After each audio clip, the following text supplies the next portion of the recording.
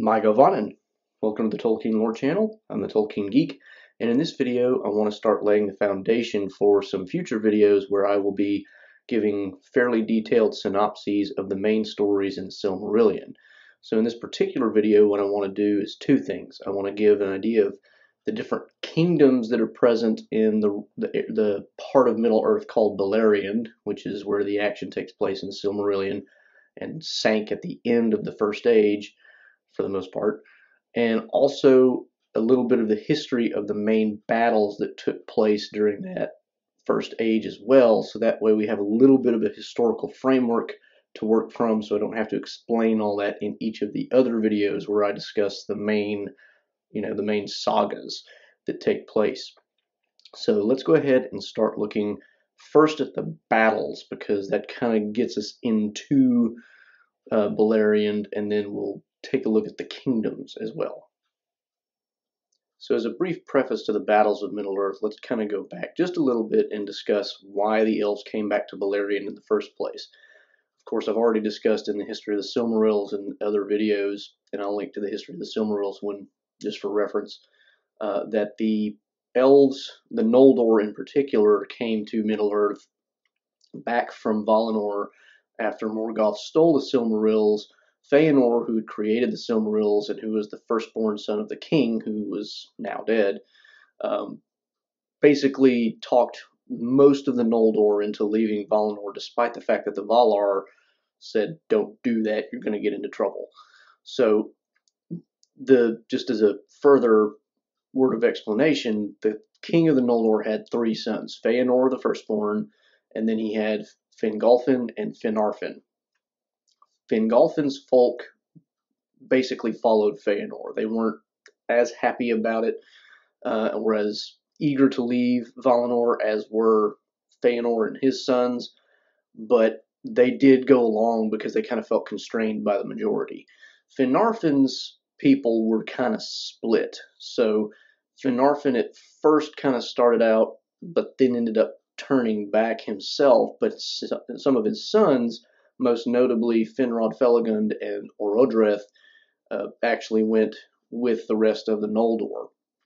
Now, during this entire process, they of course end up stealing the ships from the Telerin elves, and they have the battle there, which ends up forming the basis for the curse and all that. But the main point that I want to get at here is you have Feanor and his faction basically take all the ships, leaving Fingolfin and his faction, along with Finrod Felagund and Orodreth, on the shores of Valinor, basically because they're already falling victim to the curse and fearing treachery with each other, and so they just leave Fingolfin's folk and hightail it across the seas with the ships and then burn the ships.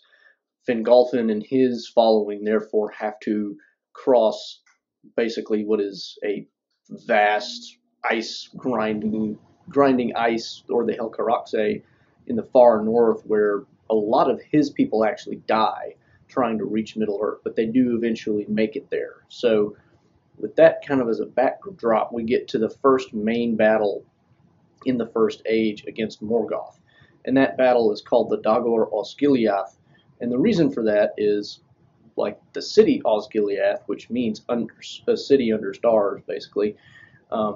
City under star host, I guess, is really kind of a more appropriate translation.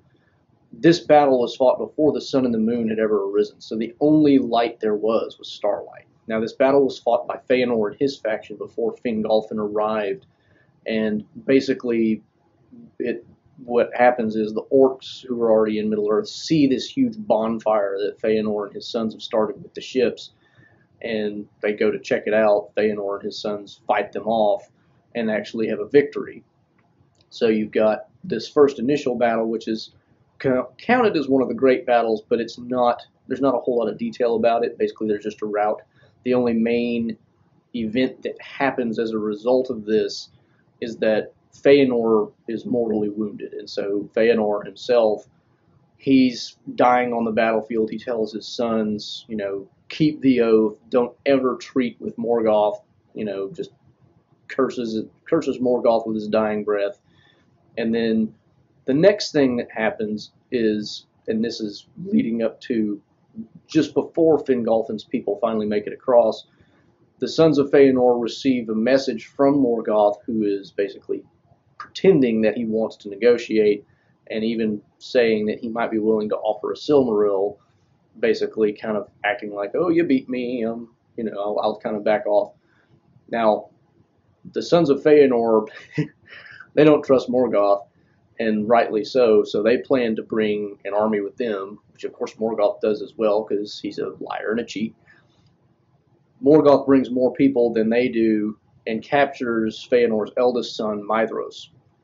And as a result of that, he ends up being hung basically from a rock wall with his right hand chained, basically just hanging like this.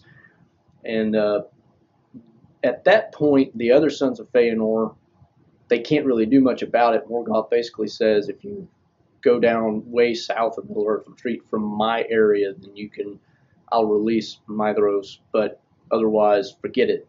And they can't do that because they've got their oath to uphold, plus they don't trust Morgoth to release him anyway, rightly so. So they just kind of sit there.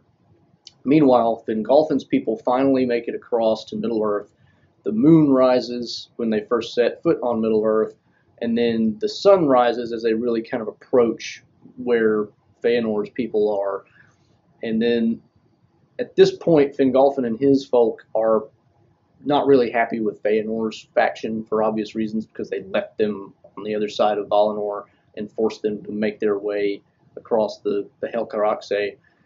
So they end up kind of camping on opposite sides of this lake. But Fingolfin's son, Fingon, he's actually good friends with some of the Sons of Feanor, including Maedhros. And when he hears what happened, he decides, I'm going to go try to resolve this huge dispute, save Maedhros, and get us all kind of back together. He eventually does rescue Maedhros, though he has to have the help of the Lord of the Eagles, Thorondor. And he has to basically fly him up there, and he can't get him out, so he has to basically cut off his right hand. Anyway, he eventually does save Maedhros that way, brings him back, and the Noldor are kind of reconciled. And at this point, they kind of divide up, where they're all going to be. And then you get eventually the second battle, but let me go ahead and leave that there, and I'll kind of talk a little more about the rest of the battles in detail in the next segment. So at first, the Noldor are kind of loosely guarding the gates of Morgoth's realm, Unbond, and they don't really have like a huge main strategy. They're all just kind of camped out in the north part of Middle-earth. Morgoth eventually, of course, tries to break out, tries to test their strength, sends a huge force out. The elves completely obliterate his army, basically, and this is called the Dagor Aglareb, or the Glorious Battle. And basically, it's a huge victory for the elves, and it does teach them, though, that Morgoth is still a force to be reckoned with, and so they kind of decide, we should really kind of make a plan, really hedge him in, make sure he can't get out. And at this point, they begin what is called the Siege of Unbond, and it lasts several hundred years until Morgoth can finally build up enough forces and devise enough interesting ways of combating the elves that he can actually break out. Now, in between that battle and the next major battle, several smaller battles happen. He sends sorties of orcs in different parts of Middle-earth to try to find ways that he can try to sneak around and that sort of thing. They always end up being defeated, but it keeps the elves on their toes a little bit. He also eventually creates dragons, and the first dragon, Glaurung, he ends up sending out before he's really fully grown. And even though he's not fully grown, he does cause a lot of trouble for the elves until Fingon with his horsed archers basically fights him back. But other than those minor battles, it's basically mostly peaceful. So you've got the Siege of Unbond, which goes on for a long time. And during that period, the elves meet men. They've established some trade with the dwarves. Lots of different things happen that kind of set the stage for what happens in the future. So then we come to the third main battle, which is the Dagor Bragollach, which is the Battle of Sudden Flame. And in this particular battle, Morgoth leads off by kind of, it's not really clear that it's a volcano, but it says that he basically has a huge amount of fire just coming out of mountains, and it comes down and destroys a lot of the plain that's just south of his realm, and also kills a lot of the elves because it happens so quickly. And so he defeats a lot of elves without even having to engage in actual battle. And then as a result of that and the huge army that he sends out, which at this point includes a fully grown Glaurung, you've got a lot of actual serious battle, and it really does defeat the elves. It's not a complete defeat. Fingolfin's people are still basically holding out in the northwestern part of Middle-earth in Hithlum, and I'll, when I get into the kingdoms, I'll kind of give a map reference for all these places. But you've got Fingolfin's people for the most part still there. You've got Turgon's people have kind of disappeared into Gondolin. They don't even show up to the battle. You've got to the east, the people of Feanor, his sons, mostly still around because the battle mostly takes place in the west. But Finrod Felagund and Orodreth and their other two brothers, Angrod and Egnor, they're kind of in the central area where the fighting goes on. They have to retreat southward, and Felagund's main city or citadel up in that area, which oddly enough is called Minas Tirith, the Tower of Guard, that's taken, and that becomes Sauron's main fortress, when he kind of makes his first appearance in the Silmarillion. So the battle doesn't completely overwhelm the elves. Most of them do end up pulling back from, into places of hiding or something like that. But it does break the siege, and so at this point Morgoth is kind of on the ascendancy. And the other main thing that happens as a result of this battle is Fingolfin himself, who is said to be the most valiant and mightiest of all the Noldor. He ends up challenging Morgoth to single combat, basically because he's just kind of like desperate. He's so angry at the fact that all of his plans and whatnot have been ruined, and because of all the death that's been wreaked by Morgoth, that he's just like, whatever, I'm just going to challenge him to single combat and try to kill him in my fury. Morgoth does respond, and they do have an epic duel. Fingolfin wounds him 7 times, but eventually he wears out and Morgoth kills him. So, it doesn't turn out all that well, but it is kind of a high water mark in some ways for the Noldor. So anyway, that's the Battle of Sudden Flame.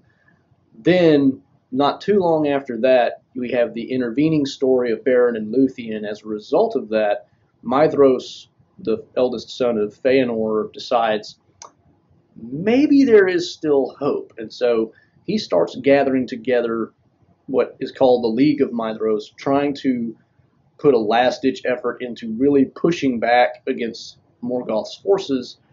He tries to make alliances with the elves, the elves that were already in Beleriand before the Noldor came back. He tries to get everybody on board. Now, this includes also some men who had just newly come from the east and who were not counted among the fathers of men that we think of that end up in Numenor. These are not the Edain. These are, men from further east that have come along later. And there's kind of 2 groups of them. One of them turns out to be traitorous, and that kind of ends up being important for the purposes of the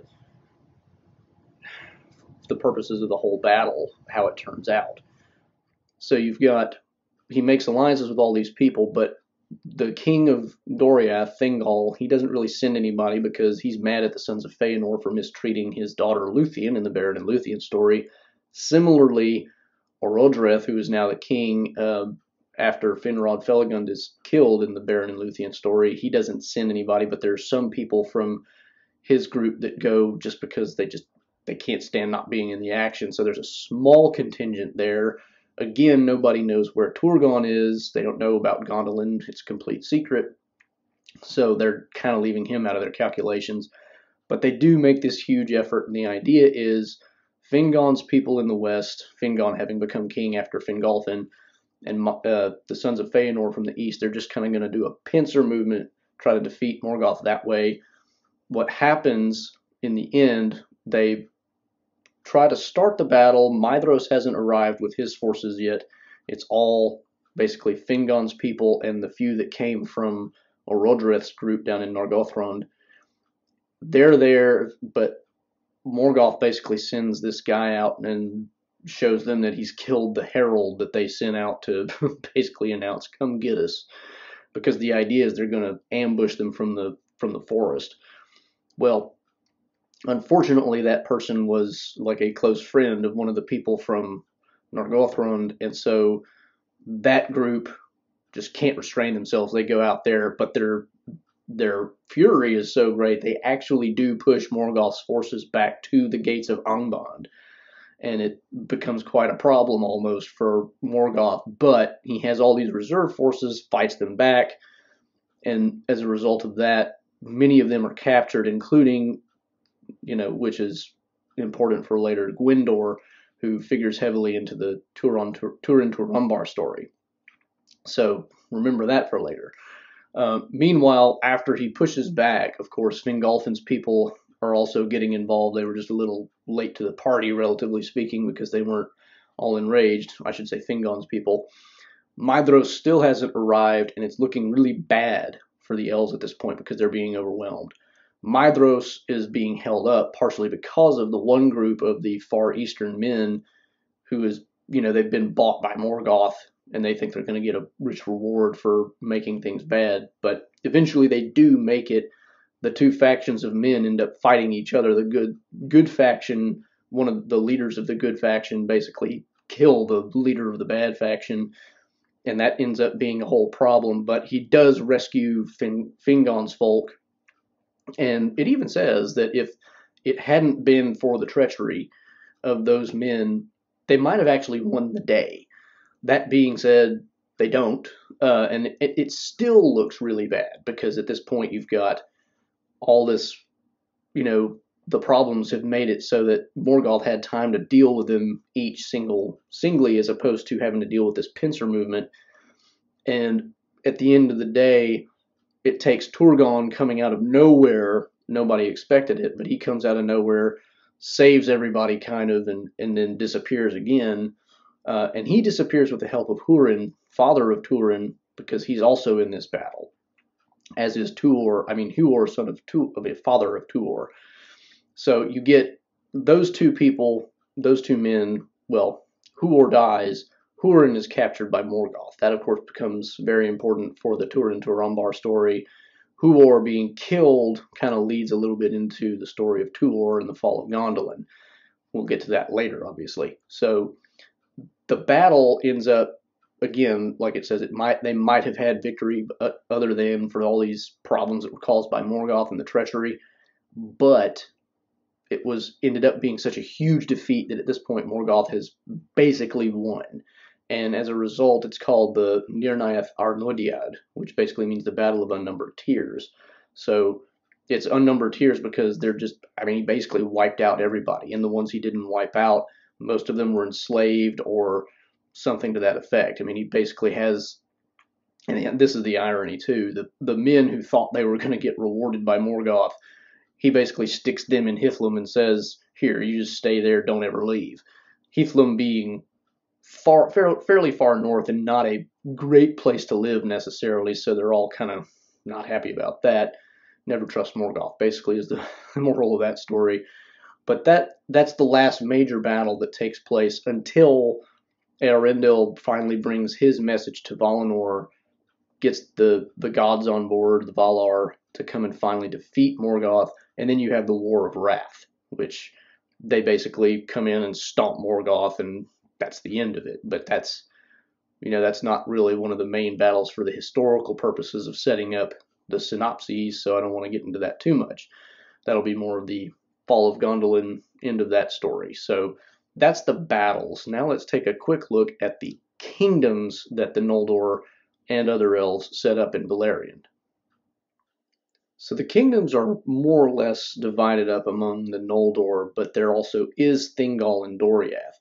Thingol, of course, going way back in the history, when the elves were on their way from Middle-earth to Valinor, a lot of the Telerin elves got left behind because they were looking for Thingol, who had gotten lost in the forest of Doriath because Melian basically enchanted him and he stayed behind.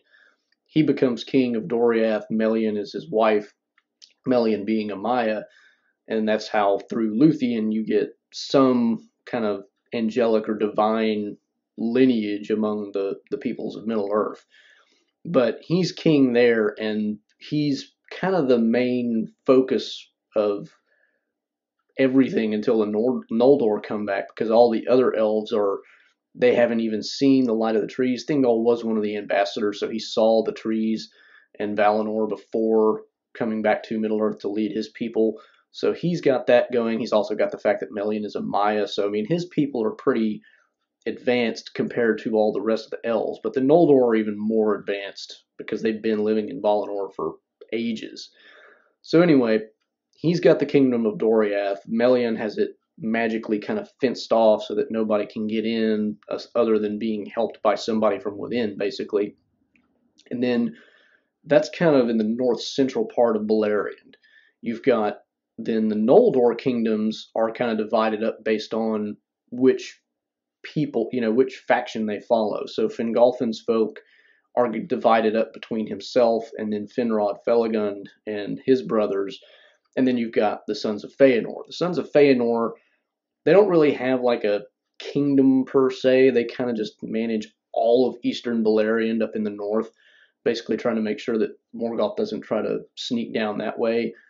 I mean, they have kind of locuses of power, but it's pretty diffuse, relatively speaking. So you've got Maedhros on the hill of Himring, or Himring, I may be mistaking the name, but he's got certain places up in the north part that are more fortified because they're in the hills for one thing, but also just because they're trying to keep it as close to Morgoth's realm as possible.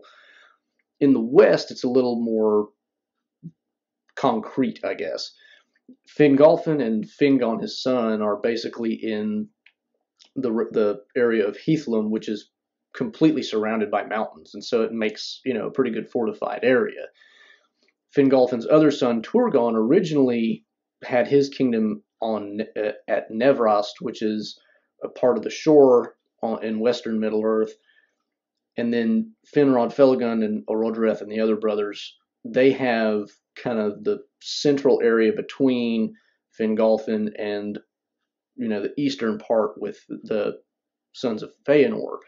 And mainly their power is centered around the river Sirion, and Finrod's tower, Minas Tirith, is actually on Tol Sirion, which is an island in the river. Now, this all kind of changes a little bit over the course of time because Finrod and Turgon both have kind of dreams or visions sent to them by Ulmo, the Valar associated with water, basically kind of trying to prod them to find some really, really secure places to have their fortresses, because sooner or later Morgoth's going to break out and he's going to defeat you, and so you need to have a place that's really, really safe, secret, and strong. So both of them have this in mind. They're both wandering around. They're good friends with each other. Turgon eventually, with Ulmo's guidance, finds the kingdom of Gondolin, which is even farther north than most of the other kingdoms, but it's also kind of just in this vale surrounded very tightly by mountains that nobody else ever finds pretty much until the very end when it's betrayed. Finrod, on the other hand, he ends up going further south down the river and eventually goes not on the river Sirion, but the river Narog, and finds caves there, which he then kind of builds out to mimic the halls of Thingol and Doriath, because Thingol, his kingdom, or his main palace, fortress, whatever, is actually an underground cavern set, kind of like the king in Mirkwood, the king of the woodland elves. And that's deliberate, by the way, because that's also based on Thingol's halls in Menegroth, which is what it's called. So Finrod kind of does the same thing. He kind of copies Thingol's model, builds out an entire kingdom, or at least a fortress underneath the river Narog, not underneath, but on the banks of the river Narog, and it's called Nargothrond. Now, he basically still has all that middle section, and it goes very far south. These are established before the Dagor Bragollach basically wipes out the siege of Unbond. But they end up being kind of the locuses of power after the Nirnaeth Arnoediad, because all the other kingdoms are basically done for. The Sons of Feanor after that point are just kind of a wandering folk far off to the southern part of eastern Beleriand. Doriath is the only other kingdom that still stands after that because they can't get in. I mean, the orcs can't find a way in because of Melian's magic. So after the fourth battle, you've got basically only three kingdoms left. You've got Gondolin way far in the north, but hidden by mountains. You've got Norgothrond farther to the south on the river Narog, which is also hidden because it's in the caves, and basically Finrod's people carry out a policy of extreme secrecy. They won't go to open war. And then you've got Doriath protected by the magic of Amaya. So, I mean, you've got those three, and those three key they figure very heavily in the main stories. So that kind of gets us to where we want to be to really get into the main big stories of the Silmarillion. So that'll do it for this video. So those are the main battles and kingdoms of the First Age in Beleriand. Hope you enjoyed that. Hope it kind of set the stage pretty well for the next videos I plan to do. They may not be immediately following this video, but I am getting to those Silmarillion stories. So if you do want to watch those and keep up with the channel, please do subscribe. You can also follow me at JRRTLore on Twitter. If you did like this video, please give it a thumbs up, share it around. And I can also, in addition to Middle-earth stuff, I do cover other things related to Tolkien. So stick around for that as well. But until the next time, I am the Tolkien Geek signing out for the Tolkien Lore channel. Namaste.